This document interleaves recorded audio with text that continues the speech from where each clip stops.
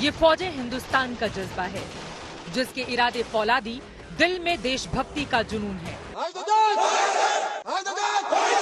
भारत माता की। न ऊंच, न नीच, न जाति, न धर्म, न रंग, न भेद। यहाँ हर दिल में माटी से मोहब्बत और मुल्क के लिए कुर्बानी का जज्बा होता है।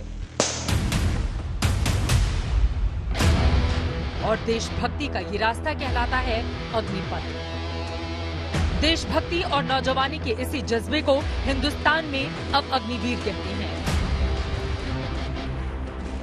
लेकिन सेना की राष्ट्र सेवा के बीच भी सियासी मुद्दों की तलाश हो रही है।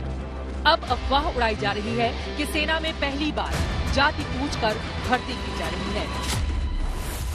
बिहार के आरजेडी नेता तेजस्वी यादव से लेकर दिल्ली के आम आदमी पार्टी सांसद संजय सिंह तक ने अग्निवीरों की भर्ती में जाति के कॉलम को लेकर ट्वीट किए और सरकार पर जातिवादी होने का आरोप लगा दिया।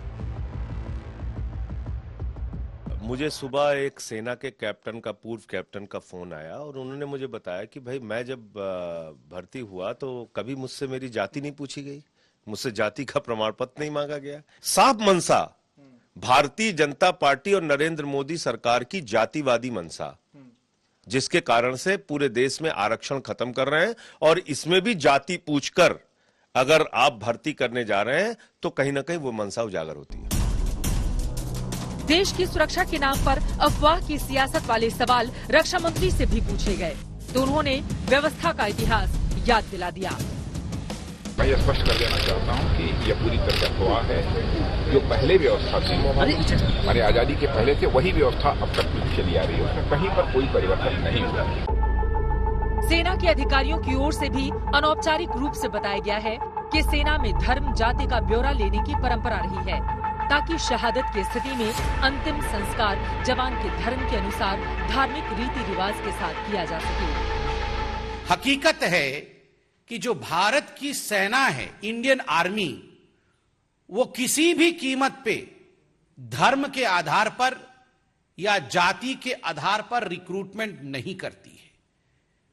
धर्म का जो कॉलम है क्यों मांगा जाता है? यदि कर्म क्षेत्र में युद्ध के समय किसी जवान को शहादत या वो बलिदान को प्राप्त हो जाता है तो उसकी जो अंत्येष्टि की जाएगी, उसके जो अंतिम क्रियाएं की जाएंगी, वो कैसे की जाएंगी, ये निर्धारित करना भी सेंसिबिलिटी और सेंसिटिविटी के आधार पर होता है। इसलिए धर्म का एक कॉलम होता है। इसके अलावा अग्निपथ योजना पर सवाल उठा रही कांग्रेस और दूसरे विरोधी दलों पर पलटवार करते हुए बीजेपी ने सेना के जाति क्षेत्रों वाली रेजिमेंट व्यवस्था का सच भी याद दिला दिया। 2013 में ही एक सत्य पत्र अर्थात एफिडेविट सबमिट करके भारत की सेना ने सुप्रीम कोर्ट में अपने मत को स्पष्ट किया था और कहा था कि there is no role in the selection process as far as caste is concerned. कोई रोल नहीं है, कोई भी इसमें धर्म और कास्ट के आधार पर सिलेक्शन का रोल नहीं है, किंतु एक प्रशासनिक अर्थात एडमिनिस्ट्रेटिव और संचालन या परिचालन, जिसको अंग्रेजी में ऑपरेटिव कहते हैं, यह एक ऑपरेटिव रिक्वायरमेंट है। सुप्रीम कोर्ट में 2013 में हरियाणा के रेवाड़ी के एक डॉक्टर ने सेना में रेजिमेंट के नामकरण को लेकर अर्जी दी थी कि जब वायुसेना और नौसेना में ऐसी रेजिमेंट्स नहीं हैं, तो थल सेना में क्यों?